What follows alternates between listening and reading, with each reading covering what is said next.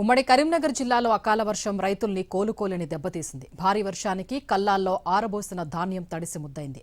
కొనుగోలు కేంద్రాల్లో నిల్వ ఉంచిన వరి ధాన్యంపై కప్పిన టార్పాలిన్ కవర్లు ఈదురుగాలులకు ఎగిరిపోవడంతో ధాన్యపు రాసులు పూర్తిగా వర్షానికి తడిసిపోయాయి.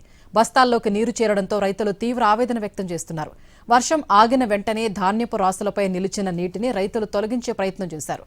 అయితే ఇప్పటికే భారీ నష్టం జరిగిందని రైతులు కన్నీటి పర్యంతమవుతున్నారు.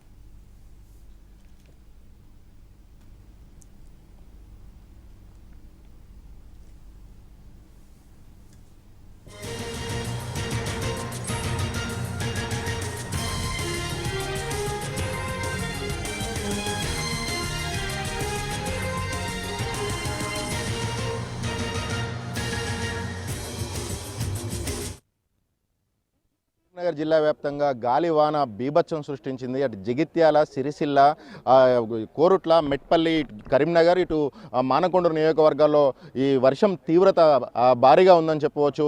అంటే ఈ గాలివాన సృష్టించిన బీభత్సాన్ని ఒక్కసారి కనుక మనం పరిశీలిస్తే అర్ధరాత్రి పూట ఒకేసారిగా ఈదురుగాలులు వచ్చాయి. 50 నుంచి 60 కిలోమీటర్ల వేగంతో బలమైన గాలులు వీశాయి. బలమైన గాలులు వీయడంతో ఇక్కడ మార్కెట్ యార్డ్లో కావచ్చు, ఇటు ఐకేపీ సెంటర్లలో కావచ్చు ధాన్యం పైన కప్పిన పరదాలు కొట్టుకుపోయిన పరిస్థితి ఉన్నది.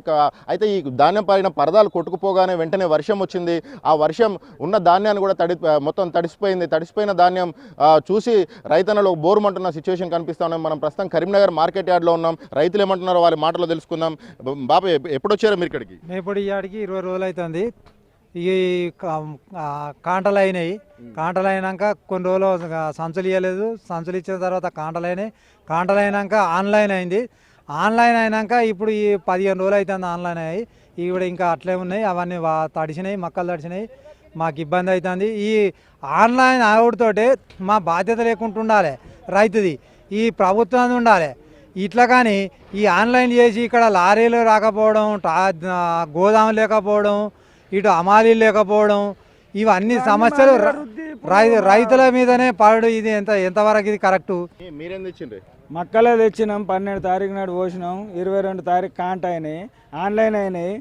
ఆన్లైన్ ఆడ పెట్టినాం. నిన్న రాత్రి 1 గంట సేపు అమ్మాలు లేవాడిది అయిపోయేది. ఇప్పుడు కిందికి వెళ్ళి తడిసినాయి. తడిసినాక ఇప్పుడు ఆరబెట్టుకోమంటే ఎట్లా ఆరబెట్టుకుంటాడు? డబల్ ఖర్చా.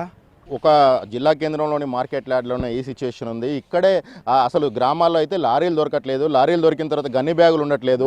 ఈ రెండు జరిగిన తర్వాత మిల్లర్లు సహకరించట్లేదు. గ్రామాల్లో పరిస్థితి అట్లా ఉంటే జిల్లా కేంద్రంలోని మార్కెట్ యార్డ్లో ఆన్లైన్ అయిన ధాన్యం కూడా, ఆన్లైన్ అయిన మొక్కజొన్నలు ఏదైతే ఉన్నాయో అది ఆన్లైన్ అయింది. అది అయినా కూడా తడిసిపోయింది. అది వాటిని అమాలీలు రాకపోవడం, వాటిని తీసుకుపోకపోవడం వల్ల తడిసిపోయింది అంటున్నారు. మనతో పాటు కరీంనగర్ మార్కెట్ యార్డ్ చైర్మన్ ఆకుల నర్సే ఉన్నారు. ఆయన అడిగి తెలుసుకుందాం. సార్ చెప్పండి, అసలు ఈ జిల్లా కేంద్రంలోని మార్కెట్ యార్డ్లో ఈ దుస్థితి ఉంది కదా, ఇంకా మిగతా ప్రాంతాల్లో ఏంటి పరిస్థితి?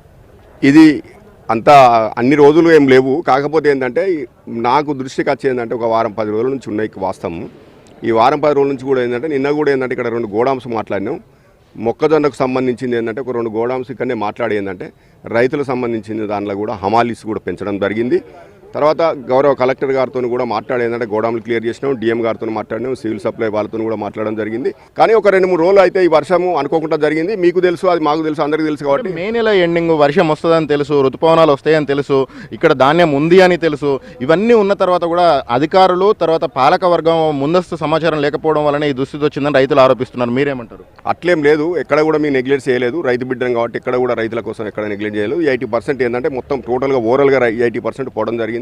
ఇంకో 20% ఉన్నది. ఇది కూడా ఏంటంటే 3-4 రోజులలో కంప్లీట్ చేస్తాము. కలెక్టర్ గారి దృష్టి తీసుకుపోయినాం, ప్రభుత్వం దృష్టి తీసుకుపోతున్నాం. ప్రతి గింజ కూడా, తడిసిన గింజ కూడా తప్పకుండా కొనే బాధ్యత రైతు ప్రభుత్వం తీసుకుంటుంది అని కోరుతున్నాం. రైతులు మాత్రం వెంటనే అసలు ఆన్లైన్ అయిన తర్వాత మా మక్కలకు మళ్ళీ మమ్మల్ని బాధ్యత వహించడం ఏంటి, తూకం అయిపోయిన తర్వాత మళ్ళీ ఆరబెట్టమంటున్నారని చెప్పేసి ఆవేదన వ్యక్తం చేస్తూ ఉన్నారు. కెమెరా పర్సన్ సంపత్తో కలిసి భాస్కర్.